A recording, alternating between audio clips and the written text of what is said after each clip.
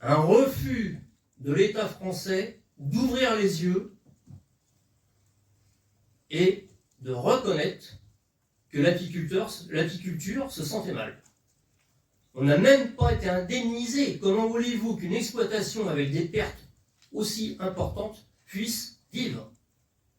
Vous pensez bien, avec 80 kg de miel, une apiculture florissante, les apiculteurs comme moi, nous avions investi, c'est logique, nous avions des prêts sur le dos, nous avions des employés. Tout ça, il a fallu s'en débarrasser. De nos salariés. Pour nous, c'est quelque chose d'important, ces salariés-là. On les avait formés, c'était nos frères. Ils faisaient vivre des familles.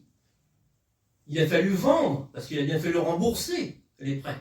Donc nous avons vendu beaucoup de ruches, nous avons vendu du matériel, enfin bref, nous avons essayé de survivre, de sortir de ce tunnel. Vous voyez, j'en ai un peu vraiment gros sur la poitrine. C'est un témoignage fort. Jusqu'à maintenant, je n'ai jamais parlé de cette problématique. J'ai des collègues qui se sont pendus, qui n'ont pas pu passer. J'ai failli le faire. Mais je suis fier d'être là aujourd'hui pour pouvoir en être le témoin. Il ne faut pas recommencer cette bêtise. Vous êtes le barrage, vous les élus, à cette hérésie. Il faut penser à la jeune génération. Et croyez-moi, les sols sont encore pollués. Aujourd'hui, nous n'avons pas retrouvé les 80 kilos de miel à la ruche.